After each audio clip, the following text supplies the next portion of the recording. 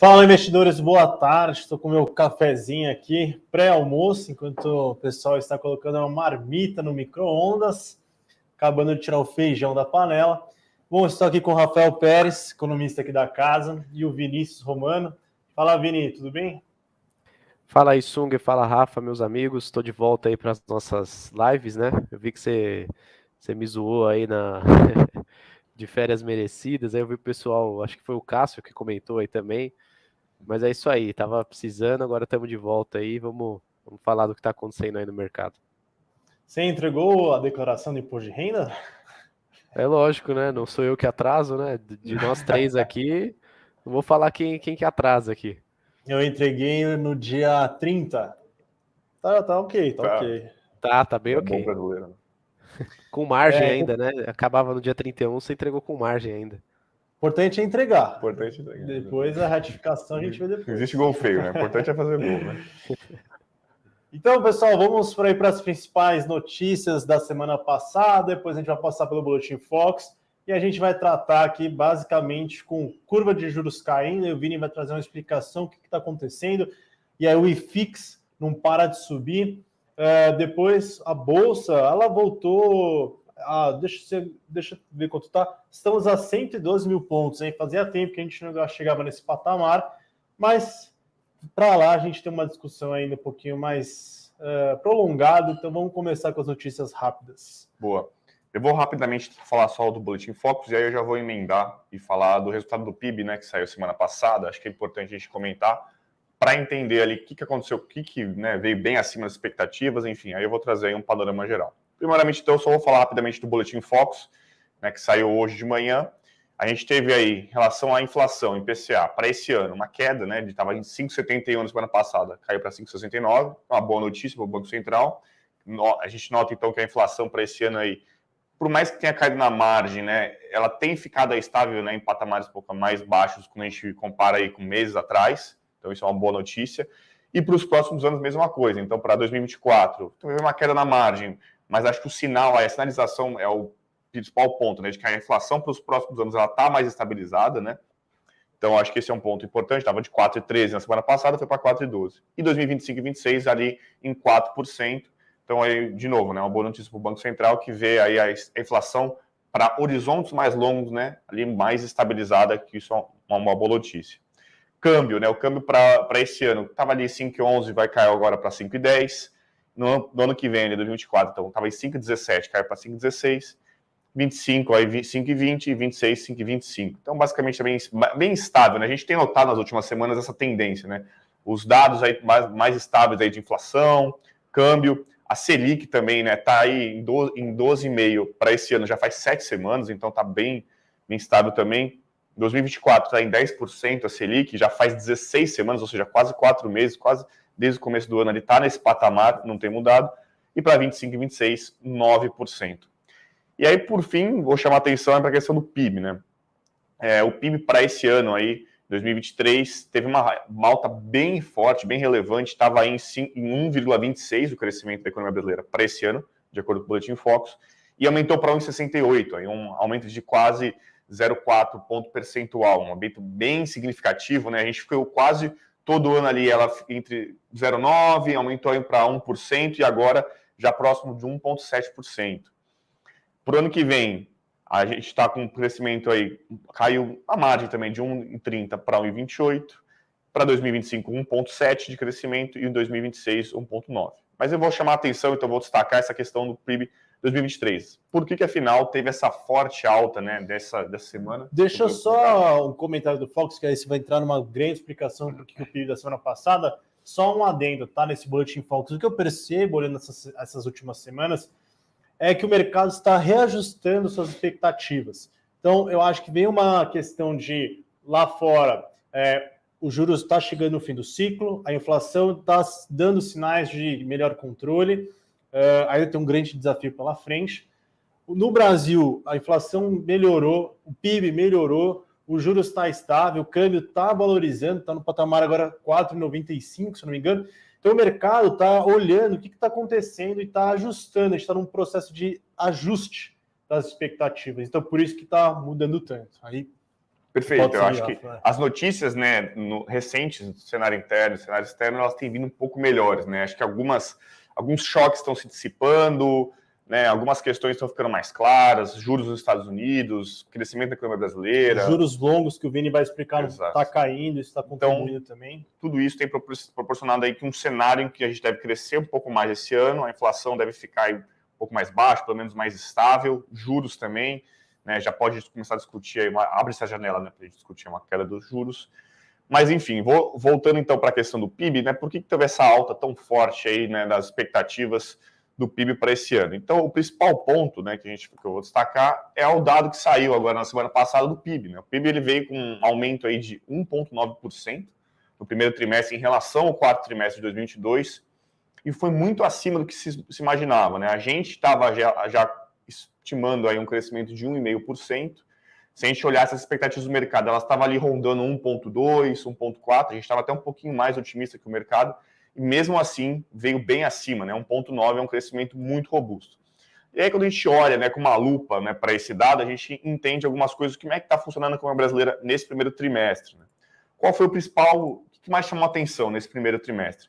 O crescimento do agro, né? A agropecuária, apesar da agropecuária, né, diferente do agronegócio, né, que o agronegócio ele vai incluir serviços, indústria, mas quando a gente olha para a agropecuária, ela tem um peso ali de uns 8% do PIB, ela teve um crescimento de 22%, né, um crescimento que não se via aí, acho que foi, se eu não me engano, foi o maior crescimento desde 1996 para o setor, então aí quase mais de 25 anos, 27 anos. Então o agro, que ele foi que puxou esse crescimento da economia brasileira nesse primeiro trimestre, né, tanto que a gente fez alguns cálculos aqui, se não fosse o agro, provavelmente o PIB do Brasil cresceria 0,4%, 0,5% nesse primeiro trimestre. Então, notas, só para a gente ter uma noção de como foi forte esse crescimento do agro. E que puxou, né, esse crescimento do agro? Basicamente aí, as commodities, né, em preços mais favoráveis, em preços bastante elevados, apesar de elas terem caído aí nas últimas semanas, mesmo assim elas estão em patamares bem altos. As exportações aumentaram muito, principalmente de soja. E aí o principal destaque, né, do agro nesse primeiro trimestre foi a soja, né? A soja em milho, mas principalmente soja, né? Ela responde aí por quase metade da safra de 2022-23 aí do Brasil, e ela teve uma expansão de quase 25%, né, a soja. Então isso acabou puxando muito o crescimento do agro nesse primeiro trimestre e foi o grande responsável aí por esse número tão expressivo, né? Só que, obviamente, é bom a gente... beleza, então tem o agro, que foi o principal motor dessa economia brasileira nesse primeiro trimestre. E aí, como é que estão os outros dados? Né? Se a gente olhar, por exemplo, o setor de serviços. O setor de serviços também teve um crescimento bom, né? Um crescimento de 0,6%. E sempre importante lembrar, o setor de serviços representa quase 70% da economia brasileira. Então, qualquer crescimento, por mais que seja um crescimento baixo, ele tem uma relevância muito forte, né? Então, a gente notou nos últimos dados do setor de serviços aí, uma resiliência bem forte, né, do setor, e ele é muito intensivo em trabalho, então ele contrata muito, então isso tem uma certa repercussão boa, forte para a economia. É um bom termômetro, né, porque ela tem uma representatividade muito grande na economia. E esse, então, né, agro e serviços são aí os principais destaques, acho que, desse número, dessa questão do PIB. Só que se a gente olhar aí para outros, né, ainda com uma lupa, né, para outros segmentos aí do PIB, a gente nota, por exemplo, consumo. O consumo das famílias ele cresceu 0,2%, muito provavelmente aí puxado por Bolsa Família. Você teve aí nesse pacote de medidas de incentivo ao consumo pelo governo. Você teve uma queda na inflação nos últimos meses, isso acaba melhorando também, né, o poder de compra das pessoas, melhora na massa salarial, enfim, você teve alguns pontos que proporcionaram aí uma melhora aí, pelo menos de 0,2%, não é uma grande expansão, mas pelo menos aumento, um crescimento marginal. Você teve aí também a expansão do consumo do governo, né, a gente teve um pacote de medidas aí de quase 200 bi, né, no começo do ano, então isso aí teve, né, um impacto. Só que quando a gente olha, por exemplo, para o investimento das empresas, né, para o setor industrial, a gente já nota que esse sim tem sido o grande setor afetado pelo ciclo de alta de juros, aperto monetário do Banco Central. Então, se a gente teve queda na indústria, uma queda de 0,1%, né, ficou praticamente estável, mas mesmo assim é uma queda. E quando a gente olha para a formação bruta de capital fixo, vulgo investimentos, os investimentos caíram quase 3,5%. Então, é uma queda bem relevante, né? Então, isso mostra que, quando a gente olha para setores bem importantes da economia, como consumo e investimentos, esses ainda não estão crescendo, né? Principalmente investimentos sofrendo muito com o aumento das taxas de juros, né? Então, a gente nota, então, agro puxando a economia brasileira, mas quando a gente olha para consumo e investimento, esses ainda estão patinando, estão tendo problemas aí por conta aí da desaceleração que vem da economia brasileira, né, desde o ano passado, e os juros né, em patamares elevados que acabam dificultando aí crédito, fica mais caro e tudo mais. E por fim, o trabalho também. Pode falar, não, pode terminar, depois eu achei que você tinha finalizado aí a parte do PIB. Não, só vou comentar rapidamente aí do mercado de trabalho também, que veio, por conta dessa melhora da economia brasileira, a gente também nota os dados mais resilientes, né, de atividade econômica no Brasil, isso tem se refletido no mercado de trabalho, né? Então a gente teve também taxa de desemprego na semana passada e teve uma queda, né, de 0,3%, porque a gente pega até o trimestre de abril, comparado até o trimestre de março, né, a gente nota aí uma queda de 0,3%, uma queda relevante. Isso mostra aí que o mercado de trabalho também está um pouco mais resiliente, né, refletindo esses dados melhores de atividade econômica. E aí, só para finalizar, qual que é as nossas perspectivas para os próximos trimestres, né? Porque, beleza, a gente veio com um dado bastante forte nesse primeiro, mas isso vai se perpetuar para os próximos? A gente acredita que não. A gente acredita que a atividade econômica vai continuar sofrendo ainda a desaceleração, né, porque a gente teve um dado muito atípico de agro nesse primeiro trimestre. E o agro, esses efeitos fortes do agro devem se dissipar, né? A gente não deve ter mais um crescimento tão forte nos próximos trimestres. Normalmente, né, a safra de 2022 e 2023, ela costuma se concentrar muito nesse primeiro trimestre. Então, no segundo, a gente ainda deve ter algum efeito bem menor, e nos próximos a gente não deve ter mais esse efeito do agro. Além disso, a gente tem, então, desaceleração da economia, ainda vai sentindo os efeitos, né, da taxa de juros, então, muito provavelmente, a gente deve ter uma estabilidade da economia brasileira nos próximos trimestres até o final do ano, né? E é por isso que muitas casas estão jogando muito mais para cima agora o crescimento, né? A maioria das casas de análise, bancos e tudo mais, o mercado financeiro já jogando entre 2 e 2,5% o crescimento da economia brasileira para o próximo ano, que é muito por conta desse dado do primeiro trimestre, que ele vai acabar contaminando o resto, né, dos trimestres, e por isso a gente deve ter um crescimento bem mais robusto do que a gente imaginava nesse ano de 2023. Boa. Fala aí, Vini. Eu ia só fazer, eu ia fazer um comentário rápido aqui. Na verdade, eu ia pedir para o Rafa falar um pouco das perspectivas, então já comentou aí qual a expectativa aí para a atividade, né, daqui para frente. E eu ia falar também a importância da gente olhar sempre os dados, né, os índices que saem aí da economia, no detalhe, né? Porque quando a gente olha o PIB crescendo bem acima das expectativas, né? Pô, o agro tá bombando, tá puxando o PIB, a gente pensa, pô, mesmo com a Selic a 13,75, a atividade tá forte. Só que quando a gente olha justamente o que o Rafa estava comentando, né, fazendo uma análise de cada grupo, da onde que está vindo o crescimento, a gente vê que ainda assim existe, né, o espaço para cortar os juros, que é justamente os grupos, né, que estão sendo mais afetados, que é consumo e indústria, né, serviços ali, como o Rafa comentou. Então, isso é legal, porque você vê o PIB crescendo, você fala, pô, mesmo com o juro muito alto, o PIB está crescendo, então não precisa cortar, tem que subir mais o juro, né, ainda não está na hora de cortar. E quando você vai ver os grupos que realmente são ligados ali à principal ferramenta, né, do Banco Central, que são os juros, já estão caindo, né, já estão de lado ali, o Rafa comentou. Então acho que isso é importante da gente olhar também, não é só olhar o número macro ali, né, é olhar cada númerozinho ali que tem dentro, e é uma boa análise aí que vocês sempre fazem também e trazem nos relatórios, né. Sim, eu ia fazer só mais uma última observação rápida, que é, muita gente pode perguntar, pô, mas se teve esse crescimento muito forte, isso aí não pode gerar um pouco de inflação, né? Pô, a gente cresceu quase 2%, foi um crescimento bem forte. Só que quando a gente olha a composição desse crescimento, né, desse primeiro trimestre, como ele está muito focado no agro, você não teve um efeito, provavelmente não vai ter um efeito inflacionário, né? Você vê que o consumo ele não teve um crescimento, ele está desacelerando nos últimos trimestres, teve um crescimento baixo, a indústria também está caindo, investimentos caindo. Então, como esse crescimento foi muito mais concentrado na agropecuária, isso, na verdade, pode trazer até um cenário melhor para a inflação, né? Por exemplo, queda nos alimentos, então isso pode contribuir para um IPCA até um pouco menor aí na margem. Então, na verdade, quando a gente olha para a composição do crescimento, ele não é tão inflacionário, né? Porque normalmente você tem um crescimento muito forte, a demanda normalmente é o que está puxando isso, né? Nesse caso, não é o que a gente tem visto, é muito mais porque um setor específico da economia brasileira, que foi o agro, que proporcionou esse crescimento tão forte, né? Então a gente não deve ver, né, as pressões inflacionárias aumentando por conta desse crescimento. Pessoal, eu estou colocando aqui no grupo, até sugeri aqui para quem é mais curioso, lá no IBGE ele soltou a nota, né? E tem notícias relacionadas. E tem dois gráficos interessantes, que é você pode calcular o PIB de várias formas, né? Mas ótica da demanda, ótica da despesa e ótica da oferta. E eu vou deixar o link aqui, cliquem lá, tem duas figuras muito legais que vocês conseguem ver como o agro subiu e o resto está pequenininho, e o outro, quando você olha pela ótica da despesa, que é consumo do governo, investimentos, você vê que o consumo está caindo, desacelerando, o investimento cai forte. Então eu vou deixar o link aqui nos comentários, para quem fica mais curioso aí para ler, já escrevo aqui. Aí eu vou passar já para 2 notícias que saíram no fim de semana, e aí depois a gente até responde a pergunta aqui do Cássio e também a gente já passa para a parte boa aqui da live com o Vini. Tá? Então, só notícias... Não, vamos responder aqui primeiro do Cássio, para a gente não fugir do assunto, né?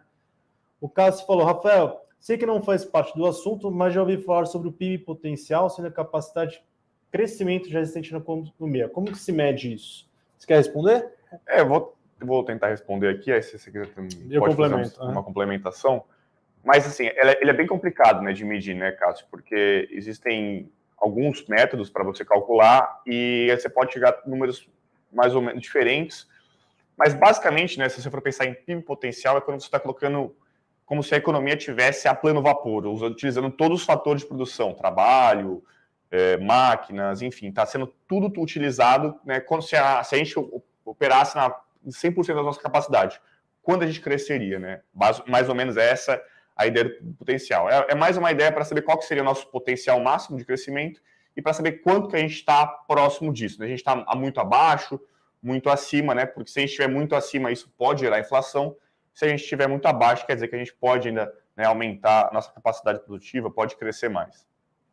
As formas de calcular, né? Acho que você usa alguns métodos econométricos, né, matemáticos, para chegar nesses números. Mas, basicamente, hoje, para a economia brasileira, né, o consenso até um pouco tempo atrás, né, Sung, era algo 1,5%, 2% o PIB potencial do Brasil. Só que isso muda, né, depende aí de uma série de questões. Reformas que são feitas no passado e acabam, né, por exemplo, a reforma que foi feita no marco de saneamento, ou outras reformas, agora a reforma, por exemplo, tributárias, pode aumentar o PIB potencial. Então, tem uma série de questões, esse número vai mudando ao longo do tempo. Atualmente ele deve estar aí muito próximo de 2%, né? Tanto que normalmente quando a gente vai olhar a expectativa de crescimento para anos mais à frente, 2026, 2027, está próximo desse número, né? Que a gente acredita que normalmente os economistas colocam. Mas basicamente essa é a ideia aí do PIB potencial e a forma de calcular ela não é simples, envolve aí alguns métodos econométricos e tudo mais, mas dá para calcular. Só a ideia, outra forma de ver, assim, você pensa que qual a tendência de longo prazo da economia brasileira? Então é uma reta que ela vai crescendo e a economia brasileira ela vai crescendo vamos dizer, em ciclos, né? Então ela pode estar mais, deixa eu ver, dá para ver aqui, né? Pode estar aqui, depois ele cai, sobe e vai subindo. E aí você no fundo pega esse crescimento de longo prazo e enxerga a diferença se você está abaixo ou acima do PIB potencial. E a ideia é que, por exemplo, se a gente fizer uma reforma tributária que melhore o ambiente de negócios, diminua essa complexidade e melhore, vamos dizer, a eficiência da economia, você acaba favorecendo para que o PIB potencial do Brasil cresça. Então, até o Bernardo Api calculou, que é um dos secretários especiais da reforma, que nos próximos, se passarmos uma boa reforma tributária com as melhores práticas internacionais que está sendo discutida no Congresso, nos próximos 10 a 15 anos, o PIB potencial brasileiro podia subir 10 a 15 pontos percentuais. Ou seja, a gente ia ter um país muito mais rico. Então, por isso que é uma grande importância. Reduzir o custo do Brasil, infraestrutura, empreendedorismo, educação, investir em capital humano, tudo isso favorece para a gente melhorar essa tendência de longo prazo para a economia brasileira. Acho que esse é o ponto importante. É isso que você comentou, né? Para você calcular, basicamente, você está pegando a tendência de longo prazo de crescimento da economia, né? Isso aí você chega em um número que atualmente está mais ou menos próximo de 2%. E aí é que você compara aí como é que está o crescimento atual com esse crescimento do PIB potencial. Boa, então só para 2 eventos da semana que aconteceram, na verdade, no fim de semana. Primeiro, Joe Biden, presidente dos Estados Unidos, sancionou a lei de elevar o teto da dívida, reduzindo as incertezas e tira do radar a probabilidade de default, de não pagamento, de não honrar com as suas despesas os Estados Unidos. Teve um acordo bipartidário lá. E ontem, na verdade, há poucas horas de hoje, a Arábia Saudita, no encontro com a OPEP, que foi bastante ali polêmica, teve bastante discussões, a Arábia Saudita vai cortar adicionalmente 1 milhão de barris por dia, ou seja, a perspectiva de termos menor oferta para os próximos meses. E hoje, pela manhã, o preço do petróleo amanheceu em alta, estou olhando ele aqui. O Brent está sendo negociado a $77, um aumento aí de 1,59%. E no fundo a gente já comentou em lives, até acho que foi pergunta de alguma das pessoas que estavam nos assistindo, que a OPEP não ia deixar o preço cair como vem caindo nos últimos meses, não seria lucrativo para elas, e como elas têm o poder de barganha, porque são os maiores exportadores do mundo e têm um grande peso para controlar os preços, querem que os preços do petróleo volte para o patamar de 80, eu vi algumas notícias que eles queriam até chegar a 100, mas no fundo o que a gente sabe é que não vai deixar esse preço cair mais, e aí a expectativa de até onde esse patamar vai, tá? E as consequências disso, porque o preço de petróleo mais alto vai influenciar sobre preços de gasolina, de outros bens domésticos, isso começa a afetar, pode aí haver uma pressão sobre os bancos centrais, mas de qualquer forma isso são passos secundários, se a gente vai olhar mais para frente, a depender até onde o preço do Brent pode ir. É só fazer uma observação, né, para o pessoal saber, o preço do Brent ele tem uma sazonalidade, então o primeiro semestre ele costuma às vezes ser um pouco mais baixo, e no segundo semestre o preço do petróleo, né, no geral tem que ser um pouco mais alto, porque você tem aí no segundo semestre, você tem a questão do hemisfério norte entrando no verão, então as pessoas viajam mais, demandam mais, né, petróleo e tudo mais, então normalmente no segundo semestre a gente nota preços um pouco maiores. E aí vamos ver agora como é que vai se comportar, né, o preço do Brent, provavelmente aí no segundo semestre a gente pode ver aí mais próximos aí de $80, talvez, a depender de como é que vai ser a questão da demanda, né, porque isso é o que tem afetado muito o mercado de petróleo atualmente, são as perspectivas, se os Estados Unidos vai entrar numa recessão, até quando vai o aperto monetário pelo Fed, então essas questões aí têm impactado muito esse mercado. E essa semana a gente vai ter a divulgação do IPCA na quarta-feira, que deve vir com uma desaceleração em relação a abril, então a gente tem IPCA de maio, e aí a perspectiva também disso possibilitar, ajudar a um cenário mais benéfico aí para o Banco Central. A tendência é que a gente pega o efeito do corte da gasolina que houve no mês passado pela Petrobras, no diesel também, e aí a gente vai notar um pouquinho melhor, a princípio eu acho, alguns preços e alguns grupos, mas de novo, vamos fazer os cálculos aqui para determinar como que vai realmente ser o impacto sobre os preços.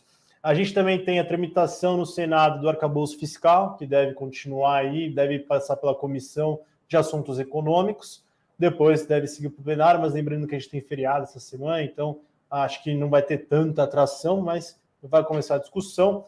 E eu vi uma notícia que é possível a apresentação de um texto da reforma tributária pelo relator lá na Câmara dos Deputados. Não é um texto final, mas uma conclusão dos estudos que estão sendo feitos. E, a princípio, a gente pode ver uma boa notícia.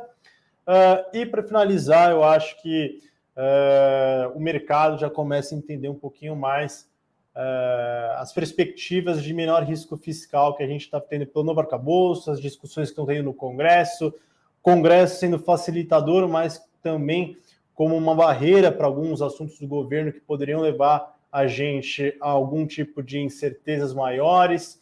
Então a gente está vendo também uma briga ali política que existe no Congresso, que a gente precisa entender como que vai se dar aqui para frente. E eu queria já puxar que uma redução do risco fiscal existente fez com que a curva de juros caísse. E aí eu passo a bola aqui para o Vini. Não, é isso aí. Acho que eu ia começar falando, né, um dos motivos para essa queda forte que a gente está vendo nos juros. E eu baixei uma planilha aqui diretamente no site do Tesouro, que ela mostra a rentabilidade acumulada dos títulos em alguns períodos de tempo. Então a gente tem aqui nos últimos 30 dias, né, a gente tem no ano, né, de 2023 e nos últimos 12 meses. Eu ocultei algumas colunas para não ficar muita informação aqui na tela, mas a essência do que eu queria passar está aqui. E essa planilha é pública, né? Então você pode digitar no Google aí, rentabilidade acumulada Tesouro Direto, que você vai chegar nela. A posição é de hoje de manhã, então eu peguei os preços mais atualizados possíveis aqui. E acho que enquanto isso, Sung, você pode ir puxando também aí na nossa plataforma algumas datas de curvas para a gente comparar. Então, por exemplo, data de fechamento da última sexta-feira comparada com 3 meses atrás, 5 meses atrás, 1 ano, algo nessa linha para a gente mostrar para o pessoal depois. Vamos ver se vai dar certo aqui ao vivo. Se vira nos 30 aí, Sung. Não, aqui tá pronto já. Quando você quiser, eu mostro. Ah, boa. Então eu vou passar aqui primeiro. e as coisas, acho que o pessoal vai ver que elas se conversam, né? Então, principal motivo, na minha opinião, questão do arcabouço fiscal, né, como você já comentou. A gente teve o IPCA 15, que também veio abaixo das expectativas, já considerando os efeitos da gasolina, né, no ano passado. E a gente também tem esse otimismo todo, né? Acho que a Bolsa acabou reagindo aos juros. Então, se você pega o início do movimento de queda nos juros futuros, né? A gente vê que ele começou lá em abril, março, né? Acho que até abril principalmente, né? Abril e maio. E a Bolsa começou a subir forte um pouco depois disso, né? Então, parece que foi bem uma reação ali, uma seguida da outra, né? E acho que a gente vai conseguir ver isso daí também na nossa plataforma aí. Acho que o pessoal está conseguindo ver aqui a planilha, né? O que eu queria passar se a gente olhar os vencimentos dos títulos, eu vou ordenar ele aqui por maior rentabilidade no último mês. E a gente vê, eu vou até tirar o Renda Mais aqui porque fica injusto, né? O Renda Mais é um título muito longo, é para aposentadoria, então eu não vou nem olhar a marcação a mercado dele. Acho que fica injusto aqui na nossa avaliação, mas tirando ele, a gente vê que os títulos que mais tiveram variação positiva, né, no mês de maio foram os IPCA+, e os pré-fixados de duration um pouco maior. Então você vê os vencimentos aqui, ó. Aqui está em percentual, tá? Então no mês anterior a gente pega o rendimento dele, né, a variação. O que mais rendeu foi 5,06%, em segundo 4,95%, 4,91%, né, até na faixa dos 4,5% aqui a gente tem alguns títulos, principalmente, como eu disse, né, IPCA+, e pré-fixados. Então você vê o IPCA+, de 2045, que era um título que estava sofrendo muito desde o começo do ano, né, se a gente pegasse, ele chegou a fechar no ano de 2022 negativo, né, então quem comprou o Tesouro IPCA em janeiro de 2022 e vendeu em dezembro de 2022, teve um prejuízo aí de marcação a mercado, mas para quem segurou aí, ou para quem comprou, né, no começo do ano e está com ele até agora, você vê que acumula aí um rendimento de 13,32%, né, o acumulado aqui de 2023. Então, isso se deve, né, porque esse título tem uma duration muito longa, né, de praticamente aí 22 anos, né, que é o prazo médio do título. Como esse daqui não paga juros semestrais, a duration dele é igual o prazo de vencimento, né, então você pega a data de vencimento e tira da data que a gente tem hoje, né, de 2045 menos 2023, você tem aí 22 anos, certo? Então, essa é a duration do título. Se ele pagasse juros semestrais, alguma amortização, a duration dele não seria 22, seria menor, porque o prazo médio dele seria menor, considerando essa devolução de capital, né? E considerando esses 22 anos de duration, né, como ele é muito mais sensível a qualquer movimentação da taxa de juros, a gente vê aqui um rendimento positivo no mês de maio de 5,06%. Nos últimos 12 meses você vê que ele já está mais equilibrado, né? Ele já estava sofrendo um pouco mais, né? Que aqui pega período de eleição, pega a deflação que a gente viu né, no ano passado, pega mais turbulências aí ao longo do caminho, diferente do acumulado de 2023, que está em 13,32%, né? E em seguida vem o de 2035 também, com 4,95 de variação, né? E nos últimos 12 meses já é um pouco melhor do que o 2045, tá? Aí com uma variação de 12,28. E assim por diante, né? Se a gente pegar no mês, né, alguns até ficaram negativos aqui, que foi o caso do Tesouro IGPM, né, que rendeu aí menos 5%. Teve o Tesouro IPCA+, um pouco mais curto, que rendeu 0,33% negativo, tá? E isso pode ser explicado com a forte queda, né, na inflação implícita que a gente viu de curto prazo. Então, a inflação implícita nada mais é do que a inflação embutida, né, pelo mercado né, nos títulos públicos. Então, você pega um tesouro pré-fixado e tira, né, a diferença de inflação do Tesouro IPCA+, você chega na inflação implícita. Antes, essa inflação implícita, né, questão de 2, 3 meses atrás, ela estava em torno ali dos 5,5%, chegou a bater 6%, e ela reduziu muito, né? Então, com esse dado de IPCA, esses dados mais positivos que vieram de atividade e tudo mais, a inflação implícita se reduziu, e isso provocou um rendimento aí negativo, né? Mas praticamente de lado aí do Tesouro IPCA. Né? Isso não significa que o IPCA foi negativo. né? O IPCA ele se mantém seguindo ali com o que o IBGE divulga, só que na parte de marcação ao mercado, né, se a gente pega a parte pré-fixada ali, se a taxa sobe, né, o rendimento do título vai ser negativo, né, o preço do título vai cair. E é o que aconteceu aqui com os IPCA+ de curto prazo. Você pega aqui, ó, até 2026, eles ficaram aqui bem menores aí do que os de mais prazo, né, de maior duration, e os Tesouros Selic vão seguir aí praticamente uma proporção aí da Selic ao mês, né, ficaram em torno aí de 1,12, 1,20, e aí vai subindo aí o rendimento, é quase uma escadinha que se a gente pega os rendimentos, né, no mês de maio, eles vão subindo aqui conforme o prazo do título aumenta. Então você vê, o pré-fixado de 2024 rendeu 1,30%, arredondando aqui, o pré-fixado de 2026, 2,70%, aí vem para o pré-fixado de 2029, 4,80%. Então isso tudo foi um resultado aí de melhores dados, né, nos últimos 2 meses que a gente vem acompanhando, a gente vem falando aqui bastante disso. E no ano a gente já vê, no ano não, nos últimos 12 meses a gente já vê um movimento um pouco diferente. Eu vou ordenar aqui de novo. Esses 3 que estão em branco aqui é porque eles têm menos de 12 meses, né? Então vou até ocultar eles aqui. E a gente vê aqui os que mais renderam aqui nos últimos 12 meses foram os pré-fixados, né? Por enquanto os de longo prazo. Depois os Tesouros Selic, né? E por fim os Tesouro IPCA+. Então, apesar de eles estarem bastante positivos aqui na casa dos 12, né, 12,40%. O Tesouro Selic ainda está na frente nos últimos 12 meses, né, porque a gente tem uma Selic aí muito alta desde então. E o pré-fixado, por toda essa queda de juros, por enquanto também apresenta um rendimento melhor. O pré é um pouco mais sensível da gente trabalhar com ele, né, porque ele não tem uma proteção contra a inflação natural, como o IPCA+, né? Nos momentos de quedas de juros, ok, ele vai ser o que mais vai variar positivamente ou negativamente, se for um movimento de alta, né, como a gente viu. E aqui a gente está olhando para 12 meses, né? Se a gente traçar um período um pouquinho maior, a gente já vê que alguns pré-fixados sofreram muito aí com um forte aumento de juros que a gente teve.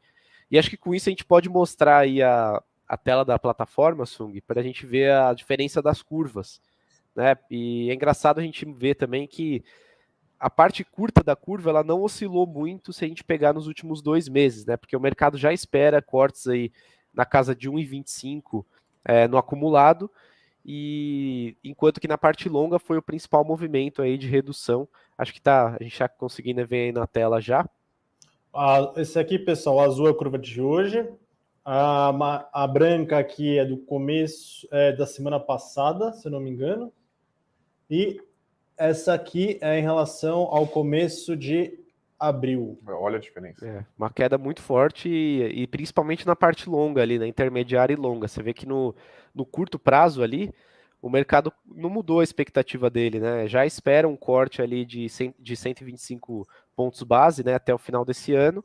Então, essa expectativa não mudou, né? Então, quando a gente fala juros futuros caindo, não quer dizer que para o curto prazo alguma coisa mudou, né? Os cortes continuam ali, tanto que no Focus a gente viu que, acho que fazem 7 semanas, né, Rafa? Você comentou que não muda a expectativa de Selic.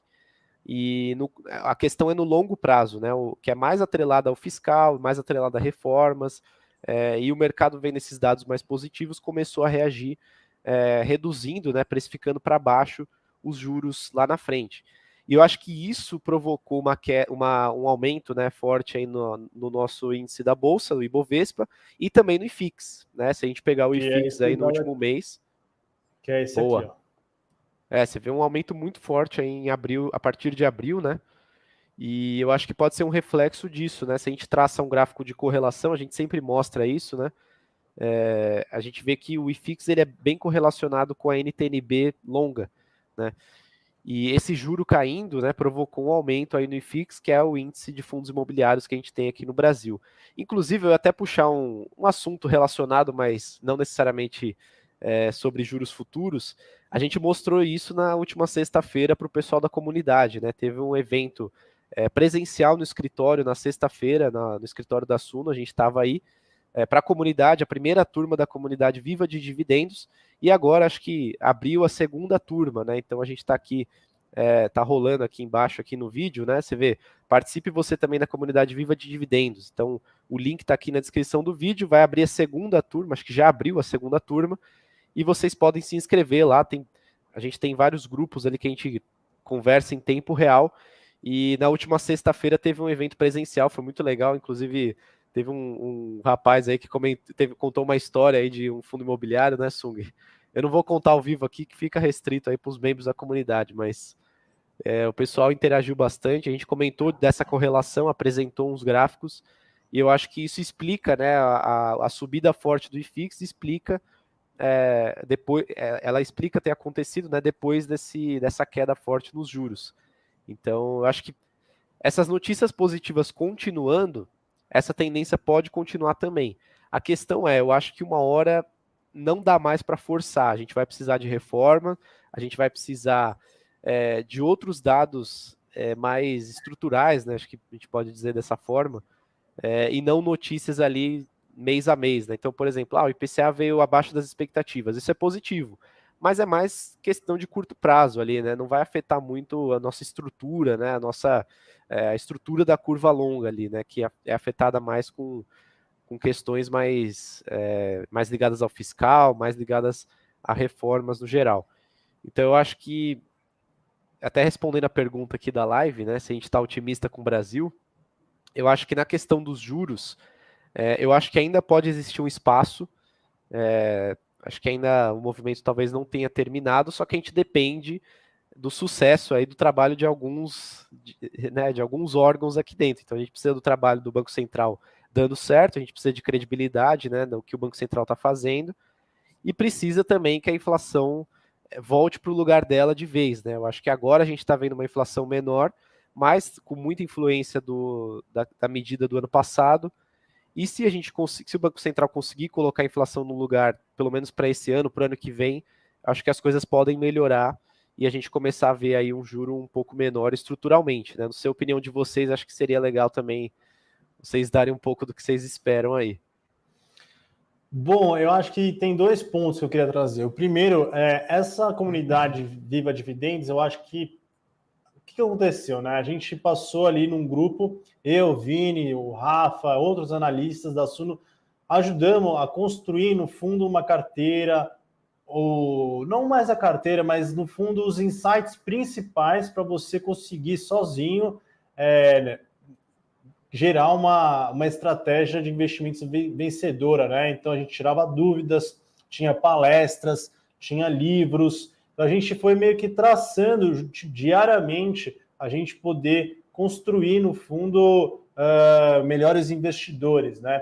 Então eu acho que é um ponto legal, porque você vai estar em contato com a gente no dia a dia, que é uma coisa que não necessariamente você tem só lendo relatórios.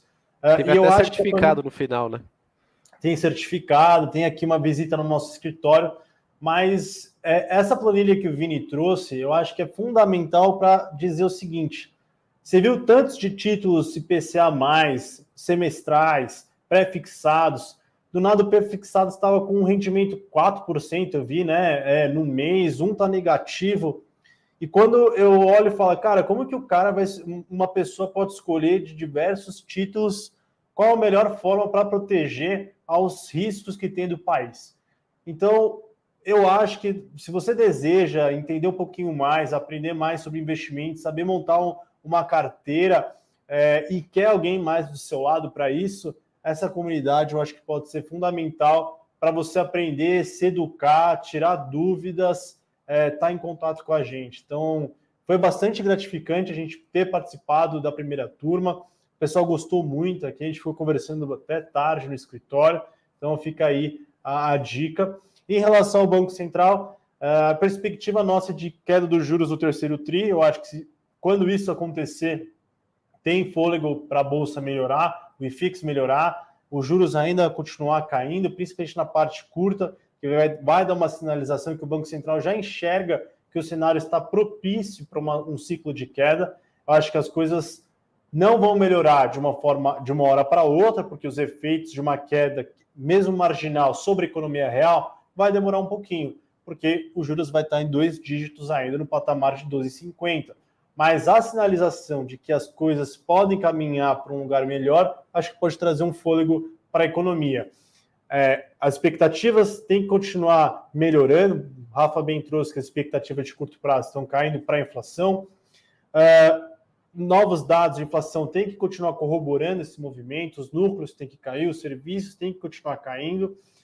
Serviços, quer dizer, o preço de serviços, né? Economia também dando sinais aí de um pouco mais de estabilidade. Lá fora, eu acho que o fim do ciclo dos Estados Unidos, perspectivas de controle de inflação podem ajudar internamente. O governo tem que continuar batendo na tecla de fazer reformas e conjunturas fiscais melhores.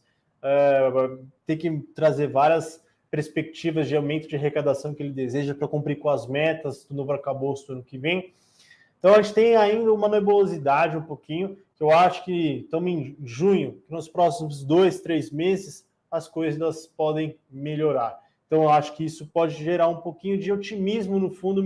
Eu falo que otimismo, eu estou mais um pouco otimista do que no começo do ano, que eu estava totalmente seco. Hoje eu já vejo alguma coisa, mas, de novo, tem que continuar trabalhando. Essa batalha não está vencida ainda. Boa. É isso aí. Acho que, no final das contas, né, que a gente viu nessas últimas semanas, né, a gente passou por um período muito turbulento, né? Final do ano passado, pós-eleições, começo desse ano, como você bem trouxe. A gente não sabia muito bem qual seria a nova regra fiscal, a expectativa de crescimento para a economia brasileira era abaixo de 1%, inflação de 6%, não sabia exatamente até quando o Banco Central dos Estados Unidos ia continuar aumentando taxa de juros, né? Aqui também a gente não tinha perspectiva de quando poderia cair, e essas nuvens estão se dissipando, né? Essas diversas nebulosidades que a gente estava vendo aí no começo do ano já estão ficando um pouco mais claras. Então a gente já tem uma perspectiva de quando provavelmente pode cair a taxa de juros aqui no Brasil. Lá nos Estados Unidos a gente pode ainda ter mais um aumento de taxa de juros, mas é muito provável que em breve, né, já cesse, né, essas altas e haja uma manutenção dos juros, né, por um tempo. A gente tem melhores perspectivas de crescimento aí por conta do agro, inflação, né, caindo um pouco mais, né, já abaixo de 6%. Então o cenário está mais claro, está um pouco melhor. E isso acaba se refletindo na Bolsa, né? A gente viu, quando foi anunciado o dado de PIB, né, teve uma forte alta da Bolsa. Então a gente pode ver, sim, um pouco melhor aí o FIX, né, a Bolsa, performando um pouco melhor, porque a gente está vendo menos incertezas no horizonte. E isso, né, quando você tem mais previsibilidade para o investidor, né, isso vai ficar mais fácil, fica melhor aí para os mercados. Né? Boa. É isso aí. E acho que, a gente está falando aqui de melhora da bolsa, mas a gente está falando do índice geral, né? Se a gente pegar ainda as empresas que o time de ações seleciona aqui, a tendência é que isso ande ainda muito mais, que foi o que aconteceu já nesse último mês, né? Então, acho que você escolhendo também as empresas, né, como a gente faz aqui, a performance tende a ser, né, muito melhor. Mas acho que é isso, pessoal. Do meu lado. Para finalizar, eu não gosto de fazer projeções a bolsa 130, 120, 110. Cara, isso é impossível, porque ruídos afetam o apetite de risco pelos investidores. A gente não sabe o que vai acontecer até o final do ano, mas se as coisas continuarem do jeito que estão, é possível sim termos alguma melhora positiva no segundo semestre. E o dólar? O dólar é fácil de prever. Quanto vai estar lá no... Cara, hoje o dólar está sendo negociado a 4,91, hein? Então, olha aí. Ninguém esperava isso daí. A gente esperava na nossa banda inferior ali nas nossas projeções. Na banda sim. Não, tô brincando, mas é porque o pessoal brinca que dólar é o cemitério de economista, né? Então por isso que eu perguntei, mas eu tô brincando. Só pergunta para deixar na bunda na parede, né, que o pessoal fala. Mas é isso aí. O dólar é reflexo, né, tudo que a gente falou, né? Então ele tem ficado agora mais esse patamar de R$5 e ele acaba refletindo toda essa dissipação de riscos, incertezas, melhora do cenário, né? O dólar reflete isso bem também. Boa. Então é isso, certo, pessoal? Acho que isso aí. Vamos liberar o pessoal para terminar de almoçar aí. Não sei se todo mundo já terminou. Vamos a gente almoçar também. E é isso aí.